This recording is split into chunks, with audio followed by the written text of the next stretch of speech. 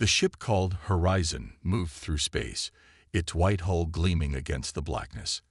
Inside, Commander Lisa Montgomery stood on the bridge, her eyes fixed on the view screen. The massive space station of the Galactic Council grew larger as they approached. "We're being hailed," said Daniel Brown, the man who knew how to speak with aliens. His fingers moved over the control panel. Lisa nodded and straightened her blue uniform. "This is our moment," she said to her team. Humanity's first official meeting with the Galactic Council. John Carter, the security officer, checked his tablet. The colony ship New Dawn reports they're on schedule. 50,000 settlers heading to Planet Promise. "Good," Lisa said. "By the time we finish these talks, they'll be setting up their new home." The view screen lit up with the face of an alien. It had purple skin, sharp teeth, and 4 eyes. "Welcome, humans," it said in a deep voice. "I am Council Member Vextor of the Vraxian Empire. We are pleased to welcome Earth to our galactic community." Lisa smiled. "Thank you for accepting our request to join the Council. We come in peace and friendship." 2 days later, Lisa's team walked through the great halls of the Vraxian Palace. The alien buildings were tall with sharp points and made of black stone. Guards with energy weapons stood at every door. "I don't like this," John whispered. "The Vraxians keep asking about our colony routes." "It's normal," Lisa said. "They want to make sure we respect their space." Daniel looked worried. "But did you notice? They never show us their star maps. We don't know what they consider their space." A tall Vraxian named Zethkrol approached. He wore the red armor of a high commander.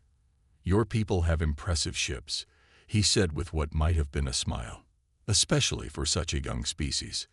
"Thank you," Lisa said. "We hope to learn much from the Vraxian Empire." "Oh, you will," Zethkrol said. "Tonight, you will join us for a special viewing. A lesson about galactic law." That evening, Lisa and her team were led to a large room with a massive screen. Several high-ranking Vraxians were already there, drinking from crystal cups and talking quietly. Zethkrol stood in the center of the room. "Humans," he announced, "today your people have violated Vraxian territory. The planet you call Promise belongs to the Empire." Lisa stepped forward. "There must be a mistake. Our survey showed no claim markers, no settlements." "The planet is ours by ancient right," Zethkrol said. His 4 eyes narrowed. "And now you will see how the Empire deals with invaders." The screen lit up showing a view of space. The colony ship New Dawn floated peacefully near a green planet. Suddenly, 10 Vraxian warships appeared around it. "No," Lisa shouted. "There are families aboard. Children." John tried to reach for his weapon, but found it missing. Guards grabbed the humans from behind. "Watch," Zethkrol commanded. "Learn the price of trespassing on Vraxian worlds." On the screen, the warships opened fire. Beams of red energy cut through the colony ship. It broke apart in silent explosions, pieces drifting into space. 50,000 lives ended in moments.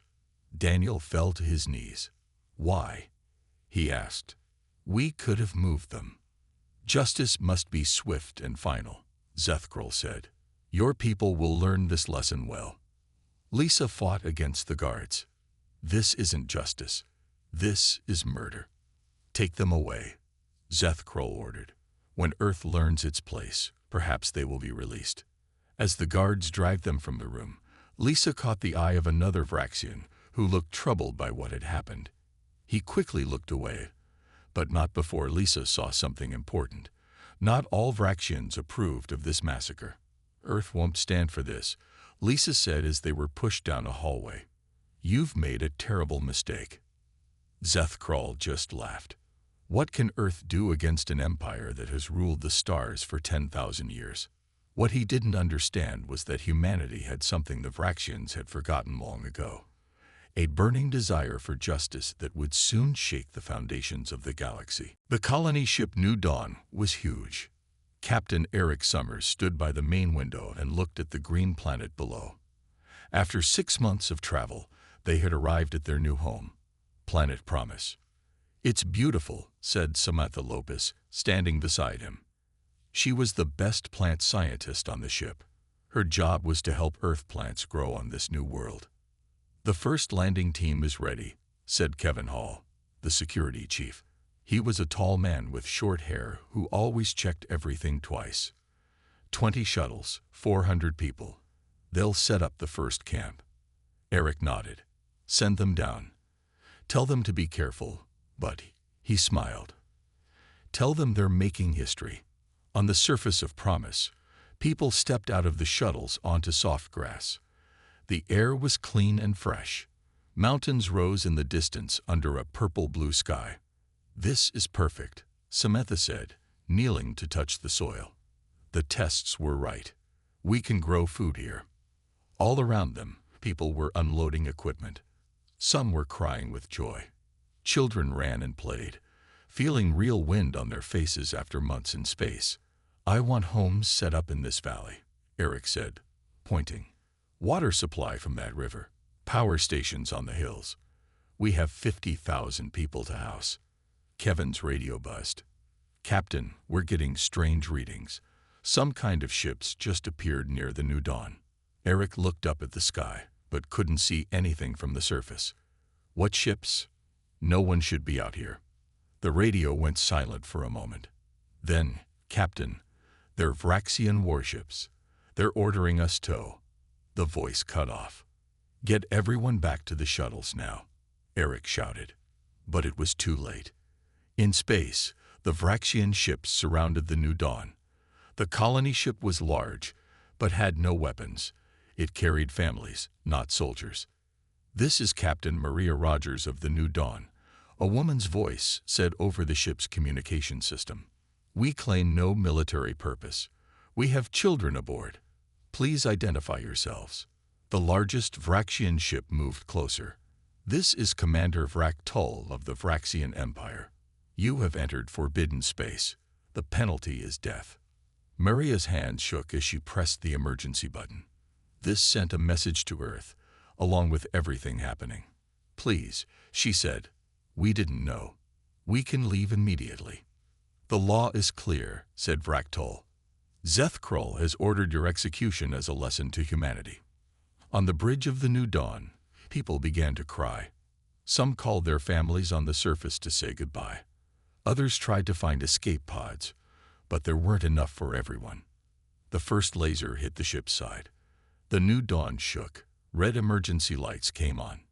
"Get all information to Earth," Maria told her communication officer. "They need to know what happened here." On the planet, Eric watched as bright flashes lit up the sky. The massive colony ship was breaking apart. "No," he shouted. "There are 30,000 people still up there." The shuttles tried to take off to help, but Vraxian fighters swooped down from the clouds. One by one, the shuttles exploded. Samantha grabbed Eric's arm. "Why are they doing this? We did nothing wrong." Kevin handed out the few weapons they had. "Spread out. Hide in the trees." But there was nowhere to run. The Vraxian ships landed all around them. Soldiers with energy weapons stepped out. "By order of High Commander Zeth Krull," one alien said, "this planet is cleansed of human presence." The last thing Eric did was press the record button on his wrist device. If anyone ever found it, Earth would know what happened here. As the soldiers raised their weapons, he thought of the message he had told his team to deliver just an hour ago, that they were making history. They were, but not the kind anyone had hoped for. President Olivia Palmer sat alone in the Oval Office. It was 3 a.m. Her eyes were red from crying, but her face was now hard as stone. On the screen before her, the last moments of 50,000 lives played again and again. A knock came at the door. "Come in," she said. Admiral Frank Wilson entered.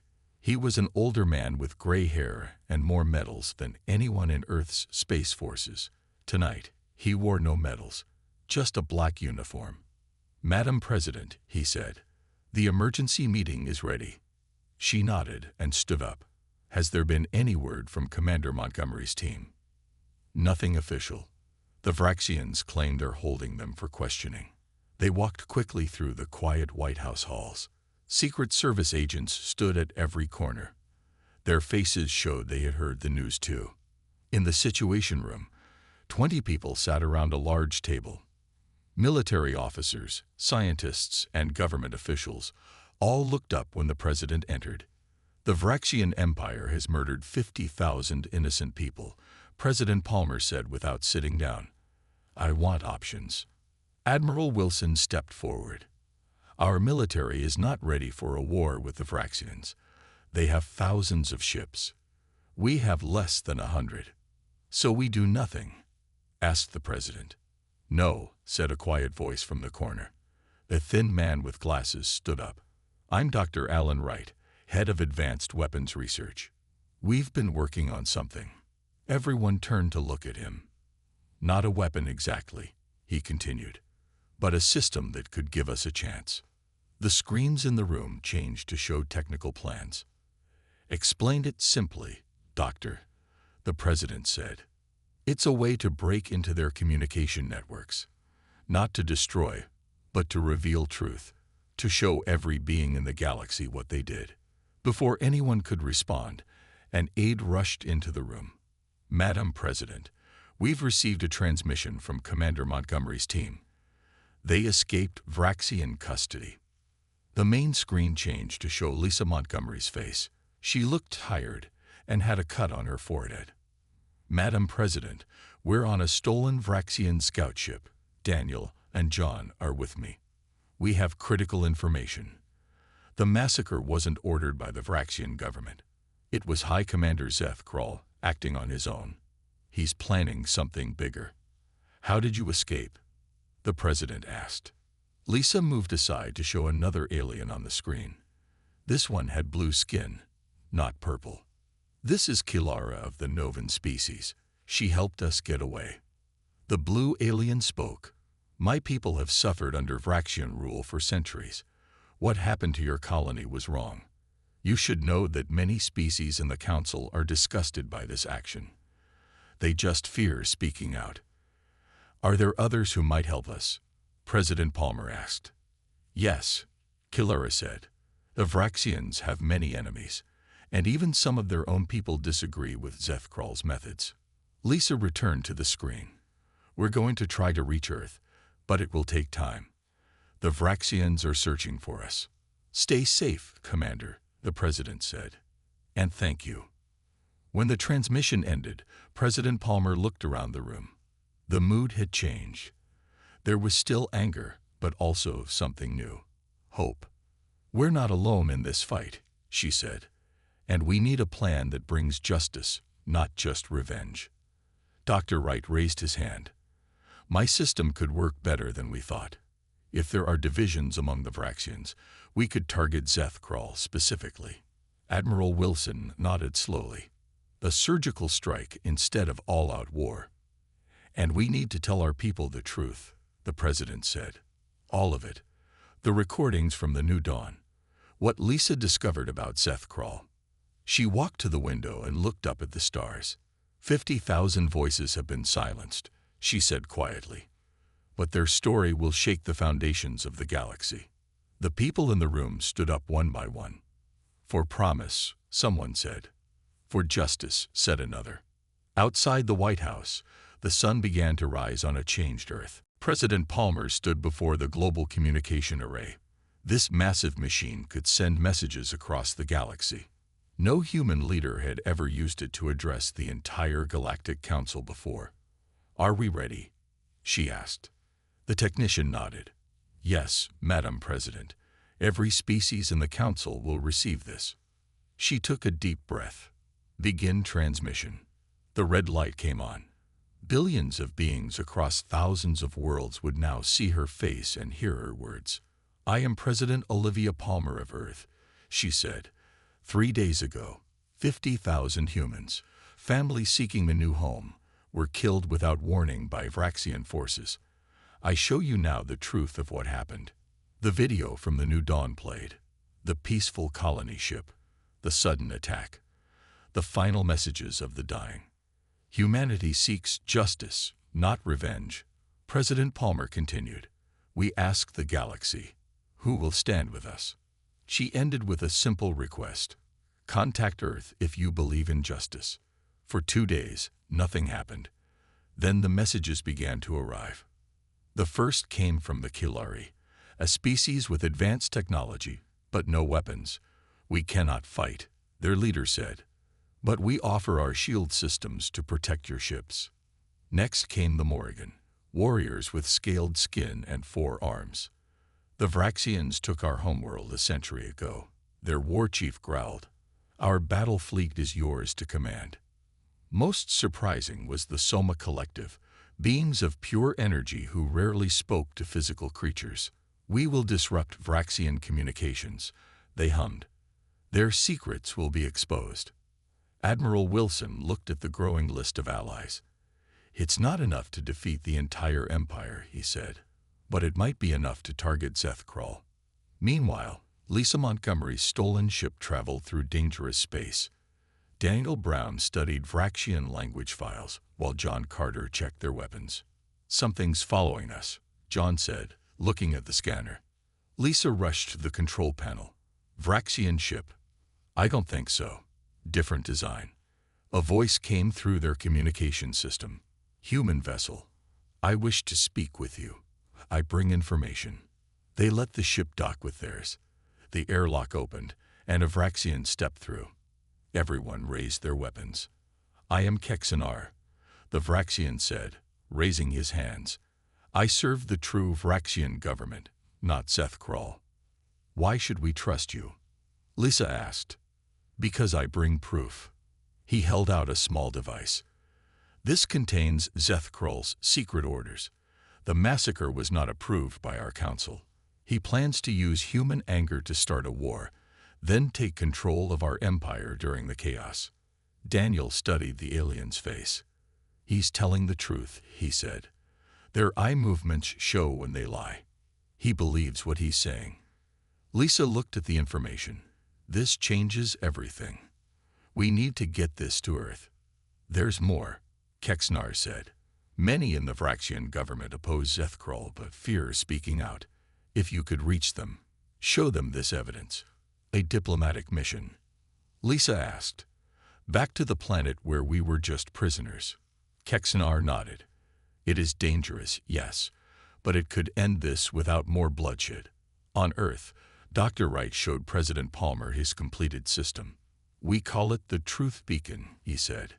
"It can override any communication network in the galaxy." "What will it do?" she asked. "It won't destroy anything," he explained, "but it will show the truth, the massacre, Zethkral's orders, everything, directly to every Vraxian citizen. They won't be able to block it or turn it off." President Palmer considered this. The Vraxian people might turn against Zethkral if they knew what he did. "Exactly," Dr. Wright said. "This is a weapon of truth, not destruction." Admiral Wilson entered with new information. "Madam President, Commander Montgomery's team has made contact. They have a Vraxian defector with them, and a plan to reach moderate leaders in the Empire." President Palmer looked at the star map showing all their new allies. "Then it's time to launch Operation Justice, not with guns blazing, but with the truth as our shield." Throughout the galaxy, ships began to move. Earth was small and young compared to the ancient Vraxian Empire, but it was no longer alone. Justice was coming. Admiral Wilson stood on the bridge of the Earth ship, Defiant. 5 other human ships flew beside it, forming a small but powerful fleet. The ships were newly upgraded with Kilari shield technology that made them glow slightly blue. "All ships report ready," Admiral said, his second in command. Wilson nodded. "Begin jump to Vraxian space." The stars blurred as the ships moved faster than light. It looked like a suicide mission. 6 ships heading toward the territory of an empire with thousands of warships. That was exactly what Wilson wanted Zethkral to think. Back on Earth, Dr. Wright sat in a room filled with computers. Members of the Soma Collective floated nearby as balls of light. Their energy forms moved through the machines, enhancing them. "The Truth Beacon is at full power," Dr. Wright said into his communicator. "We're ready when you give the word, Madam President." President Palmer watched from the control center. On screens around her, she could see both Admiral Wilson's fleet and Lisa Montgomery's smaller mission. "All pieces are in position," she said. "Operation Justice begins now." In Vraxian space, alarm signals blared as human ships appeared. Zeth Krull received the news in his command center. "Humans," he laughed. "6 ships. They must be desperate or stupid. Should we destroy them?" asked one of his officers. "Of course. Send 20 warships. Make an example of them." The Vraxian warships moved toward the human fleet. Admiral Wilson watched them approach. "Hold position," he ordered. "Let them come to us." When the Vraxian ships were close, Admiral Wilson gave a new order. "Now." From behind a nearby moon, 10 Morrigan battle cruisers appeared. They were strange-looking ships with curved hulls and powerful weapons. The Vraxians were caught by surprise. "Not what you expected, is it?" Wilson said, though the Vraxians couldn't hear him. Meanwhile, on the Vraxian homeworld, Lisa Montgomery, Daniel Brown, and John Carter moved through the streets in disguise. Their Vraxian ally, Kexanar, led them to a secret meeting place. "The ones we're meeting are council members," Kexanar explained. "They have power but fear Zeth Krull's soldiers." Inside a hidden room, 5 Vraxians waited. They looked nervous. "Humans," one said. "You take a great risk coming here." Lisa stepped forward. "We bring proof of Zeth Krull's lies." She showed them the files Kexanar had provided. "He acted without council approval. He plans to overthrow your government." The Vraxians studied the evidence. "This is troubling," one said. "But what can we do? He controls the military." "Not for long," Lisa said. "Right now, my people are implementing a plan." In space, the battle had begun. The human ships, protected by Kilari shields, were holding their own. The Morrigan ships attacked fiercely, their weapons cutting through Vraxian defenses. Zeth Krull watched in anger. "Send more ships," he ordered. "Sir," said an officer, "something strange is happening to our communication system." On Earth, Dr. Wright activated the truth beacon. "Transmission beginning," he said. The Soma Collective pulsed brightly as they enhanced the signal, sending it across vast distances. On every Vraxian ship and planet, on every communication device, the signal broke through. Suddenly, all Vraxians saw the same images. The massacre at Promise, Zeth Krull's secret orders, his plan to take control of the Empire. In homes and on ships, millions of Vraxians watched in shock. On the Vraxian homeworld, the council members saw the broadcast too. "By the ancient laws," one whispered, "this is treason." Another stood up. "We must act now. Zeth Krull has dishonored our people before the galaxy." Lisa smiled. "That's exactly what we hoped you would say." In his command center, Zeth Krull roared in anger as his own soldiers looked at him with new eyes. The truth was out, and there was no hiding from it. "Shut it off," he screamed, but no one could stop the signal. Operation Justice had begun, and the weapon was not bombs or lasers, but something more powerful: the truth. The Vraxian homeworld was in chaos. In every city, Vraxians filled the streets. They had seen the truth about the Promise massacre. They had seen Zeth Krull's secret orders. Their honor had been stained by the actions of one power-hungry commander. "Kill the humans," some shouted. "No, arrest Zeth Krull," others called back.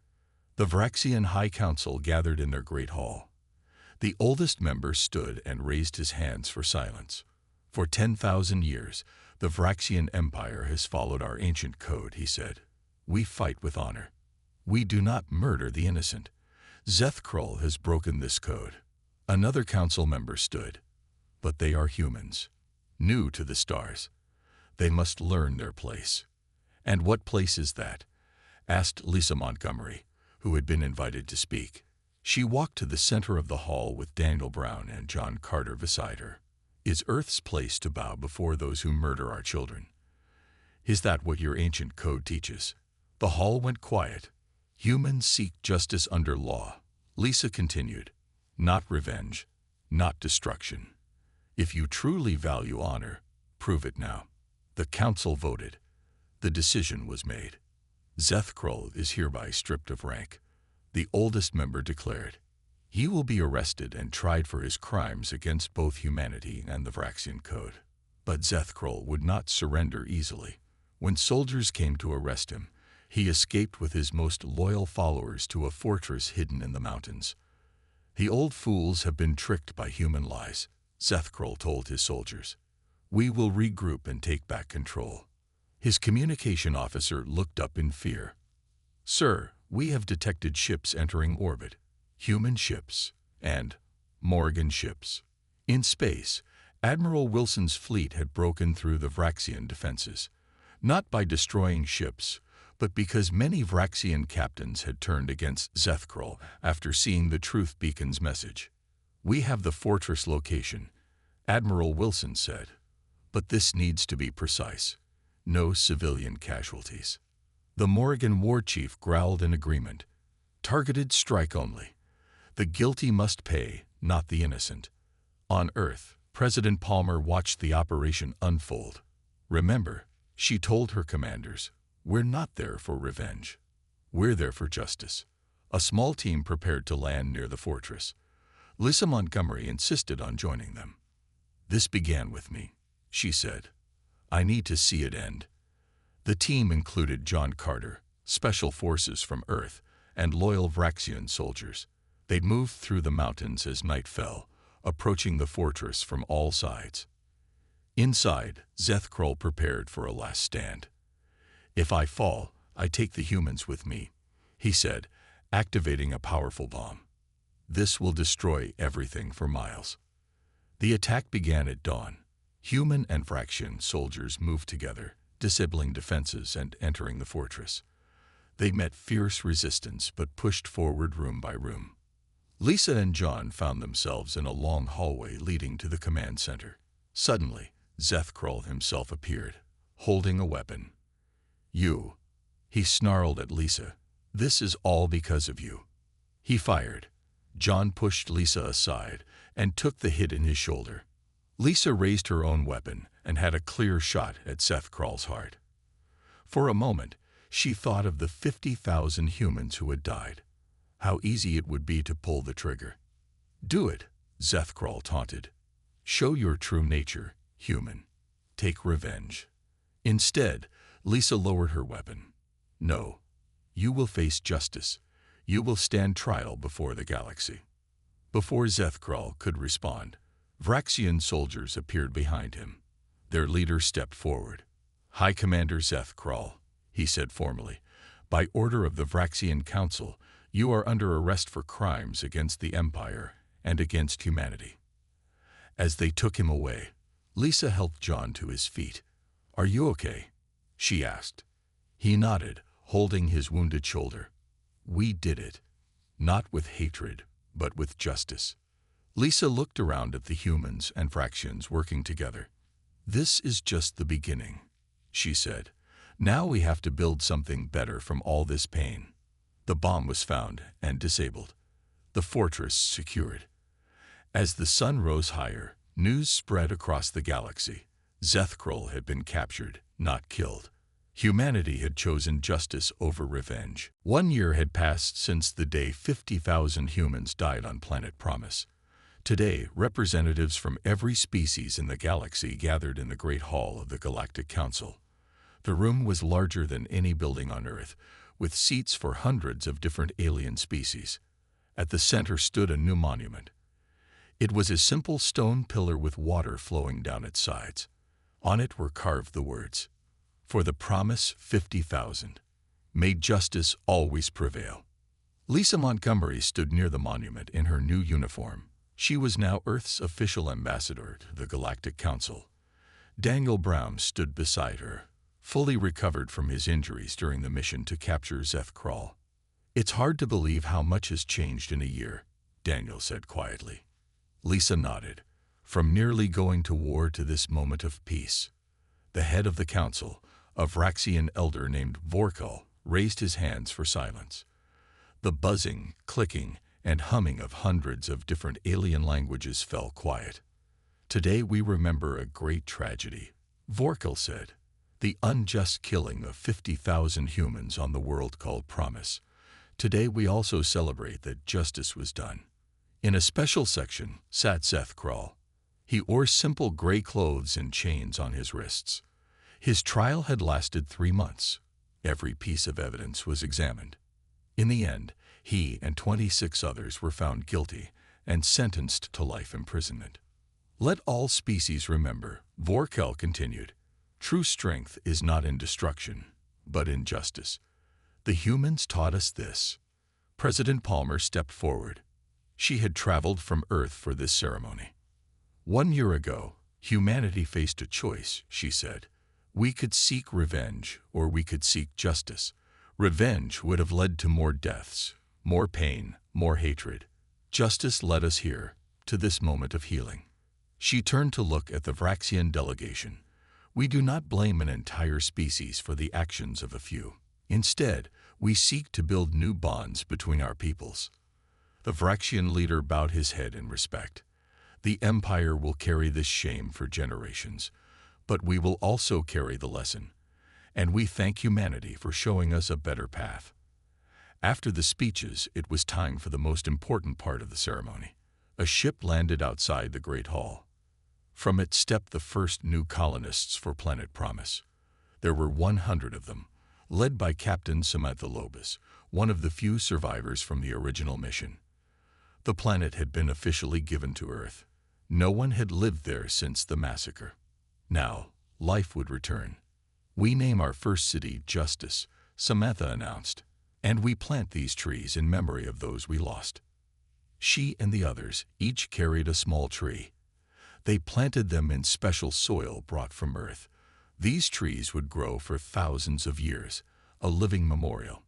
As the ceremony ended, Lisa found herself standing next to the Kilari ambassador.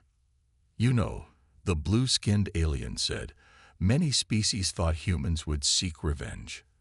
They thought you would use our weapons and ships to destroy the Vraxians. That would have only caused more pain, Lisa replied. Yes, and that is why you have changed the galaxy. For thousands of years, the strong ruled through fear. Now, perhaps, a new age begins, an age of justice. Later that evening, Lisa stood alone by the monument.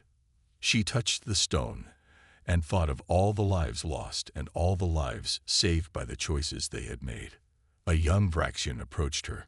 Ambassador Montgomery, I am Vexilin, child of Kexanar. My father asked me to give you this. He handed her a small crystal. When she held it, it glowed with images of Planet Promise as it was now. The first buildings of Justice City rising on the green hills. The memorial trees growing strong. Tell your father thank you, Lisa said, and tell him that 50,000 stars shine brighter tonight because we chose the harder path. We chose justice over vengeance. The young Vraxian bowed and left. Lisa looked up at the night sky. Somewhere out there, a new colony was growing on a world once touched by tragedy. The galaxy would never forget what happened there. But now, they would also remember what came after, not more violence, but healing. Not revenge, but justice. And that perhaps was the greatest victory of all.